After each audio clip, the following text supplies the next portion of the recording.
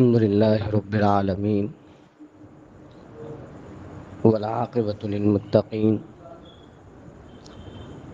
والصلاة والسلام على سيد الأنبياء والمرسلين وعلى من تبعهم بإحسان إلى يوم الدين. أعوذ بالله من الشيطان الرجيم. بسم الله الرحمن الرحيم. تبارك الذي بيده الملك. صدق الله العظيم. پارہ 29 کا خلاصہ یہ ہے کہ سورہ ملک کو اللہ تبارک و تعالی نے نازل فرمایا اور پارہ 29 کا ابتدائی سورہ ملک ہے، اور سورہ ملک کے بارے میں سورہ ملک کی فضیلت بتاتے ہوئے سرکار دو عالم صلی اللہ علیہ وسلم نے ارشاد فرمایا کہ جو آدمی رات کو سونے سے پہلے سورہ ملک کی تلاوت کرے گا، کل قیامت کے دن سورہ ملک اللہ تبارک و تعالیٰ کے سامنے اس آدمی کی سفارش کر کے اس کو جنت میں لے جا کر ہی چھوڑے گا۔ یعنی کہ جو آدمی بغیر ناغے کے سورہ ملک کی تلاوت کرتا ہے روزانہ رات کو، تو نبی نے فرمایا کہ سورہ ملک اس کے پڑھنے والے کے سلسلے میں سفارش کرے گا، اور یہاں تک سفارش کرے گا کہ اس کو جنت میں لے جا کر ہی چھوڑے گا۔ اور ایک دوسری حدیث میں اللہ کے نبی صلی اللہ علیہ وسلم نے فرمایا کہ سورہ ملک کو جو آدمی روزانہ پڑھے گا اس کی مغفرت اللہ تبارک و تعالی فرما دیں گے۔ اور نبی کریم صلی اللہ علیہ وسلم کا یہ معمول مبارک تھا کہ آپ سفر پر ہو یا پھر حضر پر ہو، ہر حال میں آپ سورہ ملک کی تلاوت فرماتے تھے سونے سے پہلے۔ لہٰذا ہم کو چاہیے کہ سورہ ملک کی تلاوت ضرور کیا کرے رات کو سونے سے پہلے۔ ہے تو سورہ ملک کی 30 آیت، چھوٹا سا سورہ ہے، لیکن اس کی فضیلت اتنی بڑی ہے کہ اس کے پڑھنے والے کو سورہ ملک جنت میں لے جا کر ہی چھوڑے گا۔ بہرحال یہ سورہ ملک کی فضیلت تھی۔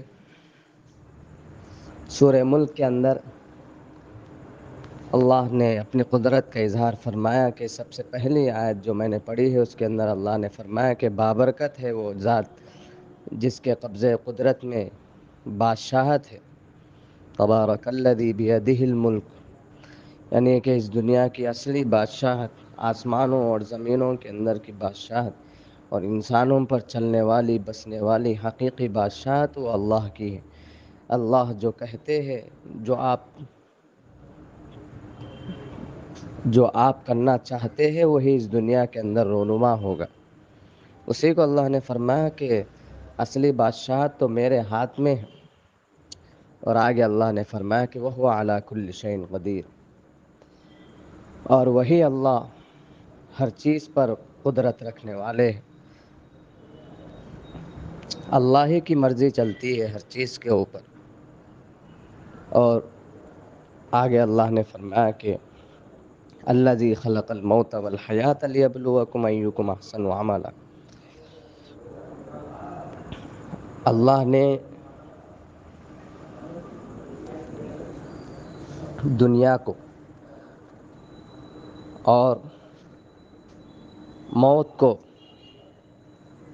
اس لیے پیدا فرمایا کہ تاکہ انسانوں کو آزمائے اس دنیا کے اندر کہ انسان کتنا اللہ کا مطیع بن کر، اللہ کی اطاعت کرنے والا بن کر رہے گا، اور آخرت پر کتنا یقین رکھے گا اور اللہ سے کتنا ڈرے گا۔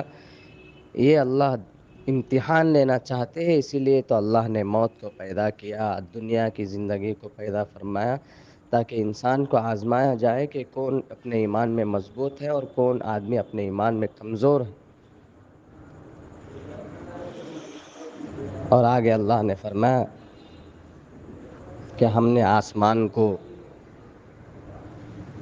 تاروں کے ذریعے سے مزین فرمایا ہے کہ جس طرح سے آدمی صبح کو اٹھتا ہے تو سورج کی بہترین شعاؤں کو دیکھ کر انسان دیکھتا ہی رہتا ہے کہ کیا بہترین شعاعیں سورج سے نکل رہی ہے۔ ٹھیک اسی طرح سے اللہ نے فرمایا کہ میں نے آسمان کو ستاروں سے سجایا ہے۔ شام کے وقت، رات کے وقت جب آسمان پر ستارے ہوتے ہیں تو انسان دیکھتے ہوئے لطف اندوز ہوتا ہے کہ پھر سے دیکھوں کیا ہی بہترین ستارے آسمان پر۔ اسی کو اللہ نے فرمایا کہ میں نے آسمان کو مزین فرمایا ہے ستاروں کے ذریعے سے۔ اس کے بعد اللہ نے انسان ایک مرنے سے پہلے سبق حاصل کر لے کہ جو لوگ دین کو مانتے نہیں، جو لوگ دین کی باتوں کو مانتے نہیں ہیں، سمجھتے نہیں ہیں، ٹھکرا دیتے ہیں، دین کا داعی جب دعوت دینے لگے تو اس سلسلے میں اللہ نے فرمایا ہے کہ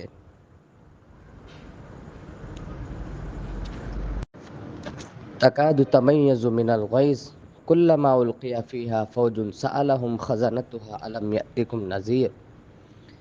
جب کفار کو، مشرکین کے بارے میں اللہ فرمائیں گے کہ دیکھو فرشتوں، ان کو تم جہنم میں ڈال دو، جب جہنم کے فرشتے ان کو لے جائیں گے جہنم کی طرف تو فرشتے ان سے پوچھیں گے کہ کیا بھائی تمہارے پاس کوئی ڈرانے والا آدمی نہیں آیا کہ اللہ کی طرف سے، کہ تم اللہ کو ایک مانو، اللہ کی اطاعت کرو، اللہ کی نافرمانی نہ کرو، ورنہ تو تم خسارے میں پھنس جاؤ گے، کیا اس طرح ڈرانے والا تمہارے پاس نہیں آیا؟ تو کفار اور مشرکین یہ کہہ اٹھیں گے کہ قالوا بلا قد جاءنا نذیر، کیوں نہیں، ہمارے پاس تو ڈرانے والا آیا، لیکن فکذبنا وقلنا ما نزل اللہ من شیء، لیکن ہم نے اس کی باتوں کو جھٹلا دیا، ہم نے جھوٹ سمجھا اور اس کو ہم نے تکلیف دی اس کی بات نہ مان کر۔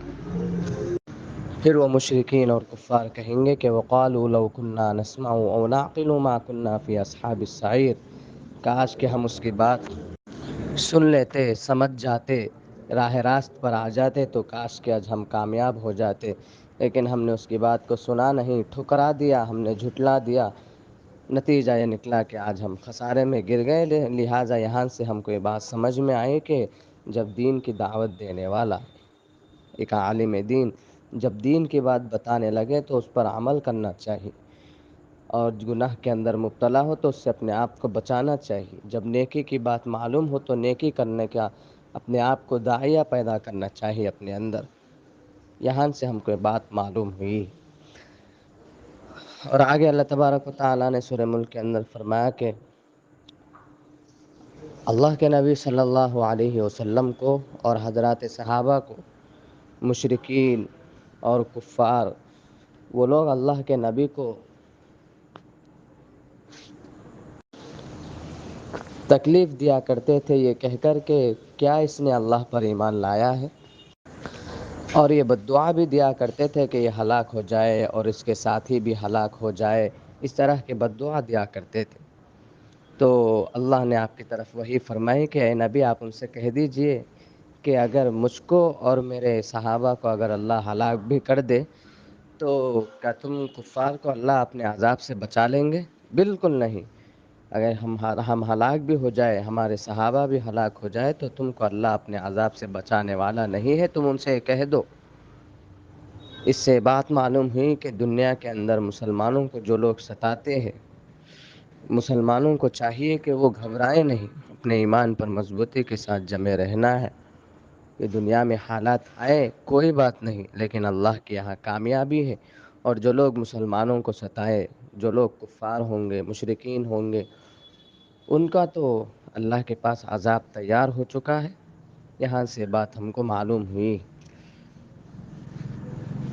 اور آگے اللہ نے آخر میں سورہ ملک کے اندر ایک آیت ارشاد فرمائی ہے، قل ارأيتم ان اصبح ماؤكم غورا فمن يأتيكم بماء معين۔ اس آیت کا یہ مطلب ہے کہ دنیا کے اندر انسان کچھ چیزوں کو پیدا کرنے میں محنت کر تو سکتا ہے. اگر اولاد پیدا کرنا ہو تو اپنی بیوی سے ملاقات کر لے گا. ایک مرد اور ایک عورت دونوں آپس میں ملاقات کر لیں گے تو بچے پیدا ہو جاتے ہیں. اور اسی طرح سے انسان اناج پیدا کرنا ہو تو بیج بو دے زمین میں اور کچھ محنت کر لے تو اناج پیدا ہو جائے گا. اسی طرح سے گھر بنانا ہو تو سیمنٹ سے اور اینٹ سے لوہا وغیرہ سے انسان محنت کر کے گھر تو بنا سکتا ہے. لیکن پانی اگر انسان کو میسر نہ ہو تو انسان زمین کے نیچے سے زمین کے تہ سے انسان پانی نہیں نکال سکتا ہے. سمندر کے گہرائی سے پانی کا نکالنا یہ بس اللہ کی قبضہ قدرت ہے. اسی کو اللہ نے فرمایا کہ فَمَن يَأْتِيكُم بِمَاءٍ مَّعِينٍ کہ کوئی پانی کو کون لے کر آ سکتا ہے. لہٰذا اللہ نے یہاں پر اپنی قدرت کا اظہار فرمایا کہ چشموں سے پانی کو نکال کر لانا یہ بس میری قبضہ قدرت کی علامت ہے اور میرے قبضہ قدرت میں ہے کہ میں پانی کو نکال کر لاؤں. لہٰذا اللہ نے یہاں پر اپنی قدرت کا اظہار فرمایا کہ پانی کو انسان گہرائی سے نہیں نکال سکتا، بس اللہ کی ذات ہے جو پانی کو نکال سکے. اور آگے اللہ نے ارشاد فرمایا کہ نون والقلم وما یسطرون کہ قسم ہے قلم کی اور جو کچھ وہ لوگ لکھتے ہیں. یہاں قلم سے کون سا مراد ہے؟ حضرات مفسرین نے فرمایا کہ سب سے پہلے تو اللہ نے انسان کو پیدا کرنے سے پہلے، دنیا کو پیدا کرنے سے پہلے سب سے پہلے اللہ نے قلم کو پیدا فرمایا ہے. اور اس قلم سے دنیا کو پیدا کرنے سے لے کر قیامت تک جتنے واقعات پیش آئیں گے ان سارے واقعات کو اللہ نے اس قلم سے لکھ دیا ہے. لہٰذا اللہ نے اس قلم سے قسم فرمائی ہے، اس قلم پر قسم کھائی ہے. اور وما یسطرون سے مفسرین نے فرمایا کہ اس قلم کو پیدا کرنے کے بعد فرشتوں نے جو چیزیں لکھا ہے، جو واقعات، اس بارے میں بھی اللہ نے قسم فرمائی ہے، قسم کھائی ہے. لہٰذا قلم کی کتنی بڑی اہمیت ہے کہ اللہ نے سب سے پہلے قلم کو پیدا فرمایا ہے اور سارے لوگوں کی تقدیر اللہ نے قلم ہی سے لکھوایا ہے.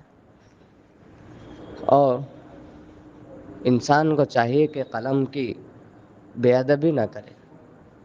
اکابرین حضرات علماء کا یہ معمول ہے کہ جب قلم کو نیچے گرا ہوا پاتے تو اس قلم کو اٹھاتے اور اونچائی کی جگہ رکھ دیتے جہاں سے قلم کی بے ادبی نہ ہو. لہٰذا ہم کو بھی چاہیے اور اپنے گھر کے بچوں کو بھی اس بات کا حکم دے کہ وہ لوگ قلم کا ادب کریں، کہ قلم کو پیروں سے نہ کھندلے اور جہاں چاہیں وہاں نہ پھینکے، بلکہ ادب و احترام سے اس سے لکھا کرے اور اس کو ادب کی جگہ پر رکھا جائے. یہ قلم کا ادب ہے کیونکہ اللہ نے قلم کی قسم فرمائی ہے، قلم کی قسم کھائی ہے. اور آگے اللہ نے فرمایا کہ انک لعلی خلق عظیم. امی جان حضرت عائشہ رضی اللہ عنہا سے کسی نے پوچھا کہ بتاؤ اللہ کے نبی کے اخلاق کیا ہے، ہم اللہ کے نبی کے اخلاق کو کیسے معلوم کرے؟ تو امی جان نے فرمایا کہ کیا تم قرآن پڑھتی نہیں ہو؟ قرآن ہی تو اللہ کے نبی کے اخلاق شریفہ ہے. یعنی کہ قرآن کو انسان پڑھنے سے اللہ کے نبی کے اخلاق کیا ہے انسان کو اس چیز کا علم حاصل ہو جاتا ہے. اور اسی کو اللہ نے یہاں ارشاد فرمایا کہ اے نبی آپ عمدہ اخلاق پر فائز کیے گئے ہو، یعنی آپ عمدہ اور بہترین اخلاق کے ساتھ آپ اس دنیا میں بھیجے گئے ہیں. انک لعلی خلق عظیم، آپ عمدہ اخلاق پر فائز ہے، آپ کے اخلاق سے بڑھ کر کسی اور کے اخلاق نہیں ہے. یہ اللہ نے فرمایا ہے کہ آپ کے اخلاق بہترین ہیں. اور اگر کسی کو اللہ کے نبی کے اخلاق اتنے بہترین ہیں اللہ نے فرمایا ہے، اور نبی کے اخلاق کو کیسے معلوم کیا جائے تو امی جان عائشہ نے فرمایا کہ قرآن ہی تو اللہ کے نبی کے اخلاق ہے، لہٰذا کسی کو اللہ کے نبی کے اخلاق معلوم کرنا ہو تو اس کو چاہیے کہ وہ قرآن مجید کی تلاوت کرے، قرآن مجید کو سمجھنے کی کوشش کرے۔ قرآن مجید کو سمجھنے سے نبی اکرم صلی اللہ علیہ وسلم کے اخلاق عالیہ کا علم انسان کو حاصل ہوتا ہے۔ اور آگے اللہ نے فرمایا کہ فطاف علیہا طائف من ربک وهم نائمون فاصبحت کالصریم، کہ اللہ نے سورہ قلم کے اندر ایک واقعے کو ذکر فرمایا ہے کہ ایک علاقے کے اندر اللہ کا ایک نیک بندہ تھا اور اس کو باغ تھا، اور اللہ کے وہ نیک بندے جب اپنے باغ سے پھل اناج نکلتا تو اس میں سے کچھ حصہ غریبوں کو، فقیروں کو، مانگنے والوں کے ہاتھ دے دیتے تھے، اور کچھ حصہ اپنے گھر کے لیے رکھ لیا کرتے تھے۔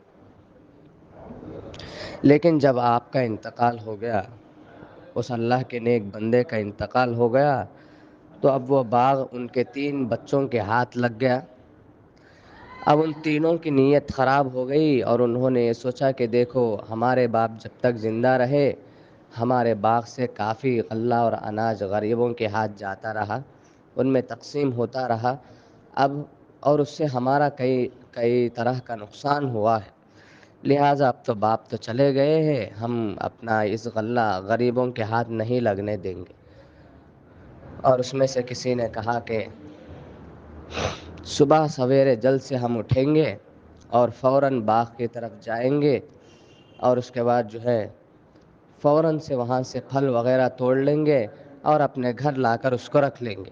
جب صبح غریب فقیر لوگ لینے کے لیے وہاں آئیں گے تو وہ لوگ دیکھ کر واپس چلے جائیں گے کہ یہاں تو کچھ پھل وغیرہ اگا نہیں ہے۔ پھر اس کے بعد ان بھائیوں نے رات کو آرام کیا، جب صبح فوراً جلدی سے اٹھا اور اٹھنے کے بعد باغ کی طرف گئے تو باغ میں دیکھا کہ سارے پھل اجڑ گئے ہیں، سارا باغ اجڑ گیا ہے، خراب ہو گیا ہے۔ انہوں نے سوچا کہ یہ ہمارا باغ نہیں ہوگا شاید، پھر اس میں سے کسی نے غور سے دیکھا کہ دیکھنے پر معلوم ہو گیا کہ نہیں، یہ تو ہمارا ہی باغ ہے لیکن اجڑ گیا ہے۔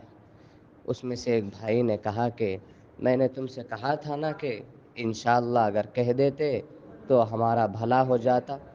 پھر کسی نے کہا کہ ہماری نیت درست نہیں تھی، اس لیے اللہ نے ہمارے ساتھ یہ معاملہ فرمایا ہے۔ پھر بھائیوں میں سے ایک نے کہا کہ بل نحن محرومون، ہم محروم کر دیے گئے ہیں، اب ہم کو چاہیے کہ ہم اللہ کی تسبیح بیان کریں، اللہ کے سامنے توبہ استغفار کریں۔ عسیٰ ربنا ان یبدلنا خیرا منہا انا الی ربنا راغبون، شاید کہ اللہ تبارک و تعالیٰ توبہ اور استغفار اور توبہ کی برکت سے پھر سے اللہ تبارک و تعالیٰ عمدہ اناج یہاں سے نکالیں گے۔ پھر اس کے بعد عبداللہ ابن عباس رضی اللہ عنہ فرماتے ہیں کہ وہ لوگ سچی توبہ کیے اور ندامت کرنے لگے، شرمندگی کرنے لگے، تو اللہ نے دوسرے دن صبح کو اس باغ سے بہترین پھل نکالے اور بہترین اناج اس جگہ سے اللہ نے پیدا فرمایا ہے۔ لہٰذا ہم کو یہاں سے بات معلوم ہوئی کہ جو آدمی خیر خواہ ہوتا ہے، غریبوں کا، مسکینوں کا، محتاج مندوں کا، اس کے مرنے کے بعد اس خیر خواہی کے اندر اس کے گھر والے اگر روک تھام اگر لگانا چاہتے ہیں تو پھر اللہ کی طرف سے ان لوگوں کے مال میں اور ان کے اناج میں اللہ کی طرف سے برکت کو ختم کر دیا جائے گا، اللہ اپنی طرف سے برکت کو ختم فرما دیں گے۔ لیکن اپنے بڑوں کے کام کو جاری رکھتے ہوئے کام کو آگے بڑھائیں گے تو اللہ تبارک و تعالیٰ اس کے اندر برکت رکھیں گے۔ یہ اس واقعے سے ہم کو یہ معلوم ہوا ہے۔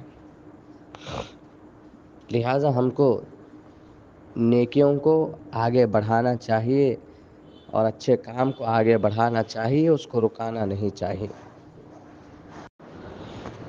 اور آگے اللہ تبارک و تعالیٰ نے ارشاد فرمایا ہے کہ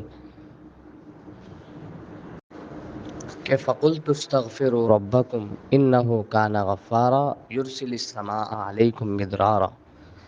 اپنے نبی سے اللہ نے اپنی امت کو اس بات کا پیغام دیا کہ تم اللہ کے سامنے توبہ اور استغفار کرتے رہو، اپنے گناہوں پر توبہ کرو، استغفار کرو۔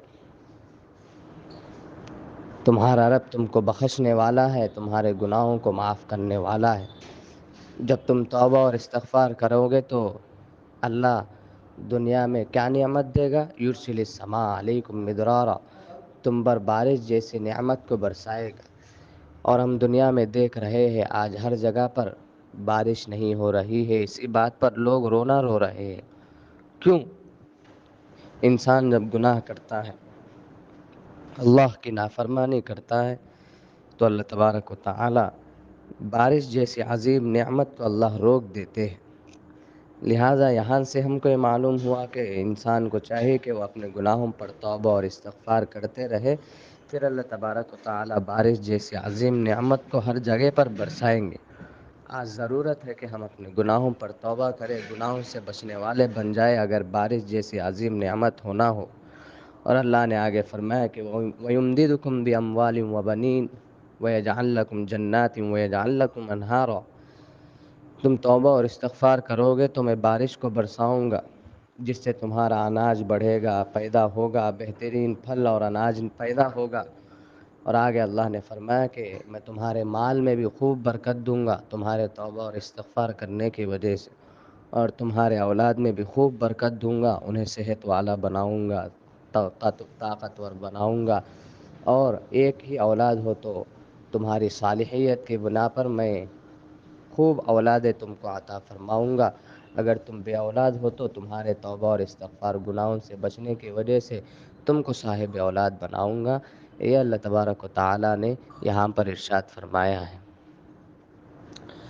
اور آگے اللہ تبارک و تعالی نے پارہ 29 کے اندر سورہ جن کو نازل فرمایا ہے۔ اور یہ آیت اس وقت نازل ہوئی کہ جب اللہ کے نبی صلی اللہ علیہ وسلم ایک جگہ پر یعنی وادی نخلا میں نبی کریم صلی اللہ علیہ وسلم حضرات صحابہ کو نماز پڑھا رہے تھے۔ جنات کی جماعت وہاں سے جا رہی تھی۔ جناتوں میں سے ایک جن نے آپ کی آواز سنی اور وہ وہیں رک گیا اور اپنی جماعت کو بھی اس نے وہاں روک دیا، اور یہ کہنے لگا کہ بھئی یہ بہترین آواز کہاں سے آ رہی ہے جو ہمارے دلوں کی کیفیت کو بدل دے رہی ہے۔ پھر وہ لوگ پوری نماز ختم ہونے تک وہاں پر کھڑے رہے اور غور سے قرآن مجید کو سنتے رہے اور اپنے آپ کو متاثر کرنے لگے۔ پھر وہ جنات قرآن کی تلاوت سن لیے تو واپس چلے گئے۔ پھر اس کے بعد اللہ کے نبی کی طرف اللہ نے وحی فرمائی کہ دیکھو تمہارے پاس جنات آئے اور انہوں نے قرآن مجید کی تلاوت کو سنا ہے، لیکن تم کو معلوم نہیں ہے اور تم نے ان کو دیکھا نہیں ہے۔ پھر اس کے بعد وہ قرآن مجید کہ وہ تاثیر ان پر ہوئی کہ قرآن مجید سے وہ اتنے متاثر ہوئے کہ جنات اللہ کے نبی پر ایمان لا لی۔ اللہ نے قرآن مجید کے اندر وہ تاثیر رکھی ہے کہ جنات جیسی جماعت قرآن مجید کو سن کر اپنی دل کی کیفیت کو بدلنے لگے اور ایمان لانے پر مجبور ہو گئے۔ لہذا ہم مسلمانوں کو چاہیے کہ روزانہ قرآن مجید کی تلاوت کرنے کے پابند بن جائیں۔ قرآن مجید کی تلاوت سے ہمارے زبانوں پر اللہ اثر پیدا فرمائیں گے، جس سے غیروں پر ہمارا اثر ہوگا۔ اور قرآن مجید کی تلاوت بہترین انداز میں کرنا چاہیے تاکہ سننے والوں پر قرآن مجید کا اثر ہو جائے۔ قرآن مجید کے سننے سے دل کی کیفیات بدلنا شروع ہو جائے۔ یہ قرآن مجید کے اندر اللہ نے وہ تاثیر رکھی ہے۔ اور اللہ نے آگے فرمایا کہ وَيُطْعِمُونَ الطَّعَامَ عَلَىٰ حُبِّهِ مِسْكِينًا وَيَتِيمًا وَأَسِيرًا۔ فرمایا کہ جو لوگ اللہ کی محبت میں مسکینوں کو اور یتیموں کو کھانا کھلاتے ہیں اور قیدیوں کو کھانا کھلاتے ہیں، اور پھر وہ لوگ کہتے ہیں کہ ہم اللہ کی خوشنودی کے لیے تمہیں کھانا کھلا رہے ہیں، نہ ہم تم سے بدلہ چاہتے ہیں اور نہ ہی تمہارا شکریہ۔ ہمیں تو بھائی اپنے پروردگار سے اس دن کا ڈر لگا رہتا ہے جو ہولناک اور سخت دن ہوگا۔ تو اللہ تبارک و تعالی ان کو اس دن کی سختی سے بچا لے گا، ان کو تر و تازگی اور خوشی عطا فرمائے گا۔ یعنی کہ اللہ نے یہاں پر یہ ارشاد فرمایا کہ جو لوگ اللہ کے لیے، اللہ کو راضی کرنے کے لیے اور آخرت کے بارے میں ڈرتے ہوئے غریبوں کی، یتیموں کی اور جو جیل خانوں میں ہیں ان کی فکر کرتے ہیں کھلانے کے سلسلے میں ہر اعتبار سے، تو اللہ نے فرمایا کہ مجھے راضی کرنے کے لیے جنہوں نے یہ سب کام کیے تو میں ان کو معاف کر دوں گا اور ان کو میں جنت کے اندر داخل کر دوں گا اور ریشمی لباس ان کو پہناؤں گا۔ یعنی انسان کو اللہ کی رضا کے لیے غریبوں کی، مسکینوں کی اور جیل خانوں میں رہنے والوں کی مدد کرنا چاہیے اور ان کو کھانا کھلانا چاہیے صرف اور صرف اللہ کے لیے، اور آخرت سے ڈرتے ہوئے بھی لوگوں کی مدد کرنا چاہیے۔ تو اللہ نے فرمایا کہ میں اس کی برکت سے کل قیامت کے دن ان کو بخش دوں گا اور جنت کے اندر داخل فرما دوں گا۔ یہ پارہ 29 کا خلاصہ تھا۔ اللہ تبارک و تعالی ہم کو عمل کی توفیق دے۔